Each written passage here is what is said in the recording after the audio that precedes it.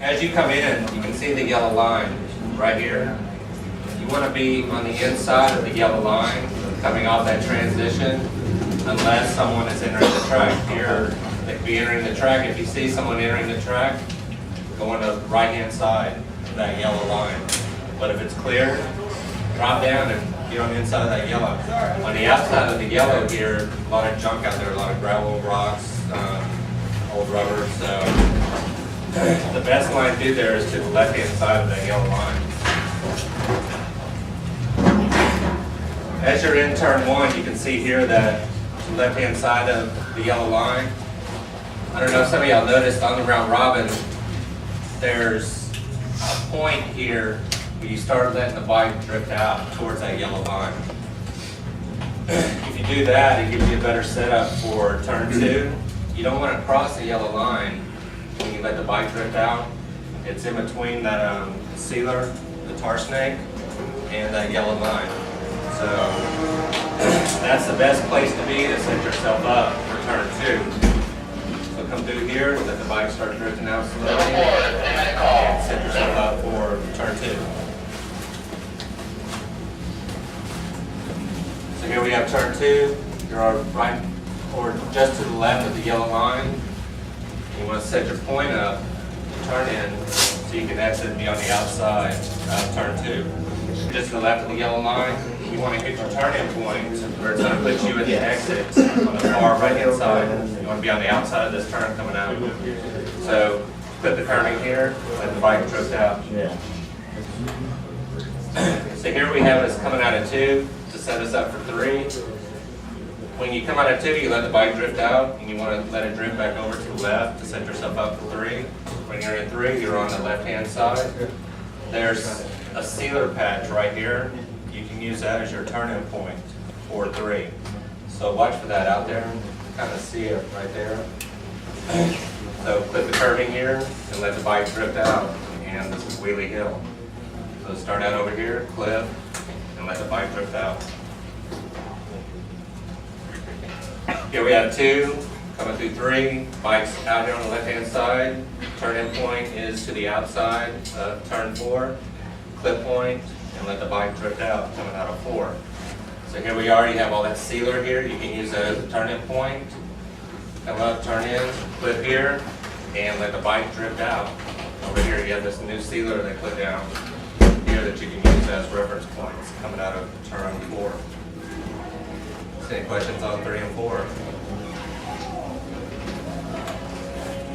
As you're approaching 5, when you come out of 4, you let the bike drift out to the left. But to set yourself up for 5, you come back over to the right-hand side.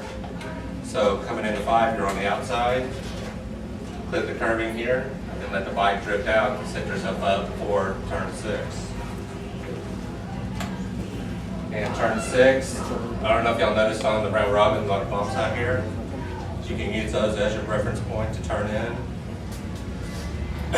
Either go to the left of it or to the right of it. You really don't want to go right over the bumps when you're setting yourself up for 6. I like going to the left of them, but a lot of people like going to the right of them. Just whatever your preference is, play around with that section. This is the turn that Dave said was real slick. I would assume as cars going into the gravel here and throwing rocks and dust and all that stuff up on the 6. But start on the outside, clip the curving, and then let the bike drift out, coming out of 6. 6, a lot of bumps on the outside here.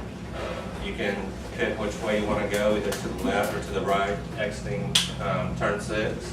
I like going to the right of them. See? All right, we're going to do the second half of the track on lines. Anybody have any questions on the first half? Did you notice out there?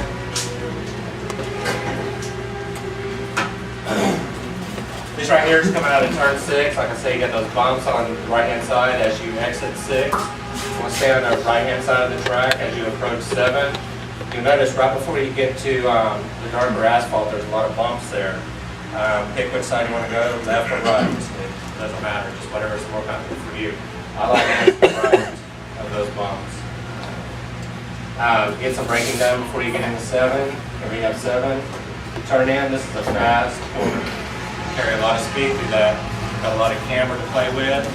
So It's a fast turn. Just so y'all know, the apex of that corner is not the actual curbing. The fastest way through is about 6 feet off the curb. Yeah. I don't know whoever was following me is around Robin. I don't know if they'll notice that I was 6 feet off the curb. The closer you get to the curbing to hit that apex, the more your suspension's bottoms out all the way, and then it comes right back up. And if you're on the throttle, you feel that bike start to float up, and that's when you can start getting bad things to happen, like high sides, especially as you're carrying out, and that's where the track starts to camber off the other direction. So I would suggest 6 feet off that curb for the fastest line. Yeah, if you notice here on the line, I don't have the line right up against the curbing. It's kind of off. I've gone inside and put the curbing pretty quickly there, and it's crazy because the suspension just bottoms out. As you exit 7, let the bike drift out on this. It's basically just one big turn. I really never adjust my body position coming out of the 7. I just kind of leave it hanging off there. I'll bring my knee in, and you come to 7, get some braking done, get downshifting done before you get to 8. So let the bike drift out here, come out of 7, stay kind of to the right side of it.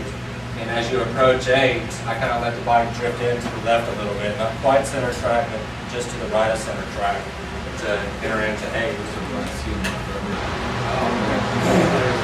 This area here between turn 8 and 9, no passing. So We got cones set up there, kind of mark it off. So there's not enough time to get a pass done there. So here's turn 8. You kind of right of center track. Your clip point is over here. It's not at the apex. You're doing a late turn in on 8. Clip point here. The reason why you do a late turn in is because coming out of 8, you don't want to let the bike drift all the way to the right. You don't want the bike to drift all the way over here. You want to keep it just to left of center. There's those 2 sealant patches. The middle one, the right hand patch, is what I use for my exit point and turn into 9. So you want to be right around that sealant patch when you come out of 8 and turning into 9. There's no reason to let the bike drift out here because there's no straightaway. You can't get a drive out of that corner. So what you want to do is set yourself up for 9 to make it the widest possible part. So when you come out of 9, you get a good drive on that short straightaway into 10. So kind of keep it center or left of center coming out of 8. So here we are to set us up for 9. It makes it if you're over here and going into 9, it makes it a smaller radius. More lean angle, you can't get a good drive. You can't get on the gas as soon as you can to make it into a wider arc. So your whole goal coming out of 8 is to set yourself up for 9 for this drive. Drive going into 10. See here? Got the clip point, and let the bike drift out. As soon as you hit the clip point, you're on this. On gas, slowly accelerating, coming out of it to get the drive. So here we are on the left-hand side of the track, going into 10.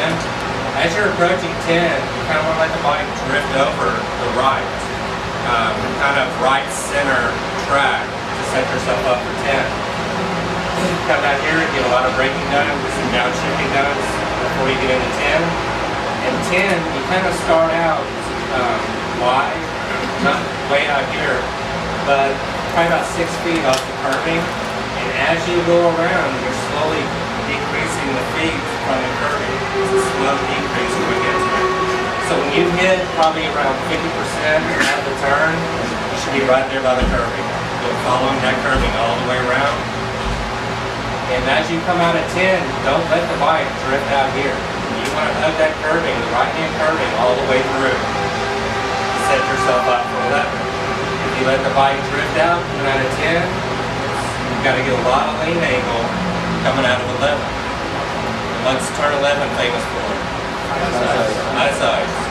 People coming out too wide, get a lot of lean angle, and give it too much of this coming out of it, and cause that back end to kick out. Get a lot of high sides in that. So as you're going through 10, you're hugging that curbing all the way around until you get about right here. And bike drift off that curb just a little bit. Probably about 4 or 5 feet off this curbing in 11. Want to make it nice and hard coming to 11.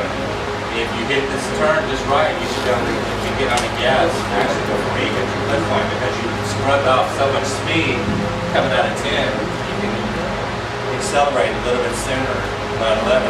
But just watch this coming before you hit 11. Just play with it, slow, gradual progression through there. Yes? If you turn into turn 11 too early, what's going to happen on the exit? You're going to go wide, right? So if you find yourself several times going whoop, whoop, whoop, right at the edge of the track, and you're not even at your full pace yet, how do you need to adjust your line to compensate for that? Turn in later. So hang to the right side edge of 10 longer than you have been before you start your turn into 11, and that'll allow you to have a better exit on 11 to the inside of the track.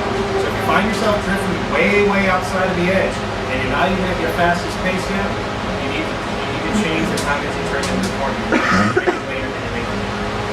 That goes with any corner. If you find you're constantly missing your exit point, adjust your turn-in point. You know, either earlier or later. So if you come out 11, let the bike drift out to the right. Set yourself up for 12. This is, again, another fast turn. 12 is a fast one. A lot of camber on it, so you don't have to scrub that much speed off going into 12. Nice big arc, let the bike drift out to the right-hand side, coming out at 12. As you approach 13, 13 is a late turn-in similar to 8. You have this sealer here. Your exit point is the right-hand side of that sealer. There's a little indentation that comes out. That's what I focus on coming out of turn 13. That sealer also indicates your turn-in point for 14. So late turn-in here, keep it to the left-hand side of the track, right over that sealer. And you can see here, it's going over the sealer. Get your clip point on 14, clip point on 15, and accelerating it straight. So here you see that sealer coming out of 13. Will be just the right-hand side of it. Clip point here on 13. In between 13, or between 14 and 15, you want to make it as straight a line as possible. You want to go in there and do this. You want to hit this point, focus on that point. The quicker you can get between those 2 points, the faster you'll be because there's not a lot of time to gain coming through this section. So if you reduce the amount of travel, that's the fastest way to get from that point to that point. It's just a slow part of the track. Yeah. One thing real quick, this is a lot of y'all guys that are coming from like heavy street riding. What you want to do, and I've seen it already, is everybody likes to, they want to cut through here instead of hitting that little sealer mark. And what they end up doing is they carry this wide, and then they like to swing out wide down here, thinking they're going to straighten this out. Because all you're doing is you're going way out of your way to straighten out a corner that's already should be pretty straight by looking at Thompson 1. And you got all this space to get up on the front straight. Whether you're going to stay low or you're going to go high, depending on what kind of bike you're on, what kind of speed you're carrying through there, what kind of passing you need to make once you get on the straight. But like I said, street riding typically is go here, carry wide here, swing back all the way up here, and go through that corner like that. That's not what we want. So make sure you're not doing this little bit going through all the corners. Not dancing. So as you exit 15, you can choose whichever side of the yellow line you want to be on. If someone's exiting the track, you want to be on the right-hand side of it, give them plenty of room. If you make the signal you're going to exit, do not change your mind and all of a sudden shoot across, because there's going to be people here who expect you to exit. They're on the gas. If you move over to the right, they may not have enough time to react. So as you get on the straight, pick which lane you want to be in, the bottom one, center, or top. It's your preference. It's a good passing area. You leader bikes or some of the faster 600s or you smoking down that one. So if you find that you have a slower bike, kind of stay towards the lower legs to get the bigger bikes a chance to get by.